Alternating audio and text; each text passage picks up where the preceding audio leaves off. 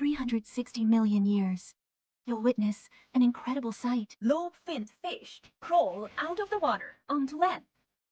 They're about to build a glorious dynasty. A dynasty that will one day include humans. You'll also see 2.5-meter giant bugs. If I met one, I'd freeze instantly. These arthropods were the first animals on land. Eagle-sized dragonflies rule the skies. Human head-sized spiders fill the rainforests. The amphibian dynasty is rising, and you'll witness the birth of the first amniotes. This is Earth's highest oxygen era. Welcome to the Carboniferous, the terrifying age of giant insects. Last time, we survived the Devonian mass extinction. The oceans were devastated.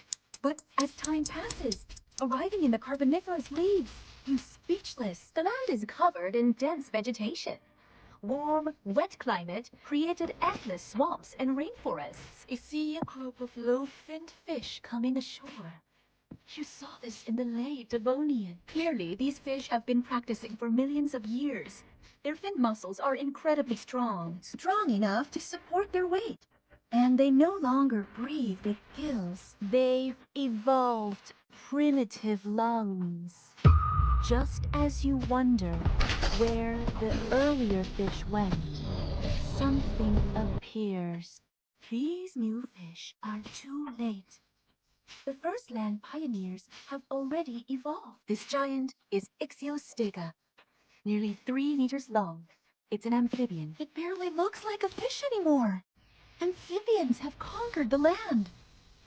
Evolution is never a straight line. The journey from fish to amphibian took millions of years, with countless dead ends. They didn't leave the water forever. They moved between water and land constantly. That's what made this miracle possible. On land, fins were used far more often. So stronger bones and muscles evolved, and limbs formed, letting them live fully on land. You decide to explore further. Suddenly, rustling in the grass, you hold your breath. It's a spider the size of a human head. If these existed today, they'd probably hunt cats for food. This one just caught a prey and is dragging it home happily. These spiders live in underground burrows. Pretty basic living conditions, honestly. Just as it reaches its door, disaster strikes! Whoosh! Its dinner is stolen. This is Meganeura, almost as big as an eagle, the undisputed ruler of the Carboniferous skies. As you stare in shock, you see something that makes your blood run cold. A 2.5-meter long, half-meter wide bug appears nearby. This is Arthropleura. Despite the name centipede, it's actually more closely related to millipedes. Your legs are shaking right now, but don't worry too much.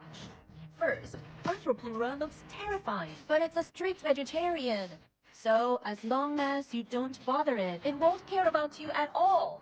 Second, this guy has no eyes. It navigates and finds food, using touch and light sensitivity. With food everywhere, Arthropleura only cares about 2 things: eating and mating. Finding a mate in this vast forest isn't easy, but animals always find a way. Your fear fades. You start to appreciate the raw beauty of life here. These bugs grew so big, thanks to plants exploding in numbers over millions of years. With few land animals, plants created the highest oxygen levels in Earth's history. Arthropods' unique respiratory system let them grow to these enormous sizes. But too much of a good thing can be bad. A single spark could cause catastrophic wildfires, which happened often.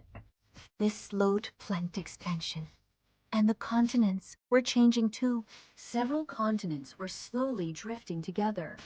They would merge over the next 2 periods into one supercontinent called Pangaea. Pangaea wasn't fully formed yet in the Carboniferous, but it was well on its way.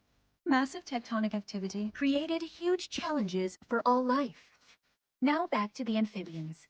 At first, they still laid eggs, and they still laid them in water.